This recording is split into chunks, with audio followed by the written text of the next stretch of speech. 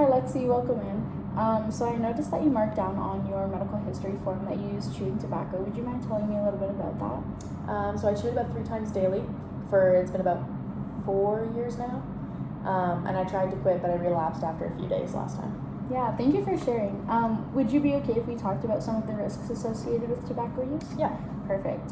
So are you currently aware of the risks associated with tobacco use in regards to gum disease, periodontal disease, and oral cancer? I do know a little bit about gum disease and like periodontitis and periodontitis. And I have been shown how to do an oral cancer self-screening, but that was like years ago.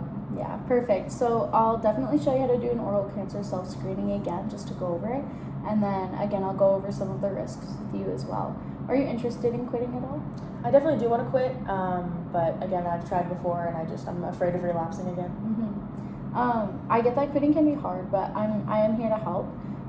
There are a few different ways to help prevent relapse. Some of these can include nicotine patches or nicotine replacement therapy, medications such as varenicline or bupropion to kind of help relieve some of the withdrawal symptoms that you may be experiencing. Is that something that you'd be interested in?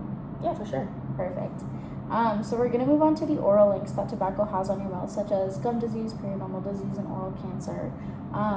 So we're going to start with gum disease. Do you mind telling me a little bit about what you know about that? I know gingivitis is reversible and it makes your gums bleed a lot. Yeah, perfect. So gum disease or gingivitis is absolutely reversible.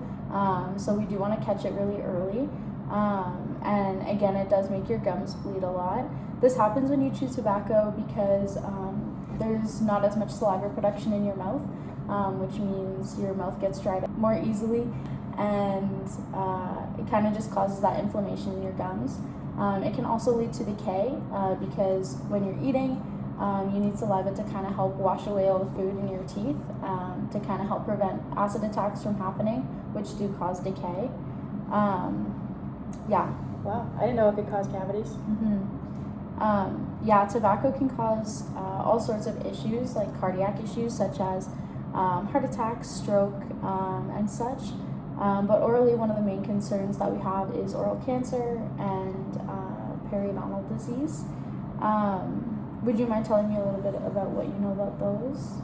I know chewing tobacco can cause cancer, and that's a big reason why I want to quit in the first place. And I know periodontitis is irreversible bone loss. Yeah, exactly. So that's why I wanted to show you oral cancer self-screening again, just to kind of get you in the habit of looking for things out of the ordinary, and just making sure that you're coming in for regular dental visits, so that we can kind of keep an eye out for anything out of place as well. And that kind of brings me to my next point, which is periodontitis. Making sure you're coming in regularly can help us monitor the bone levels in your mouth, helping us catch it before it starts, because again, like you said, it is irreversible. You can't regenerate that bone back. So coming in so that we can monitor that is very helpful.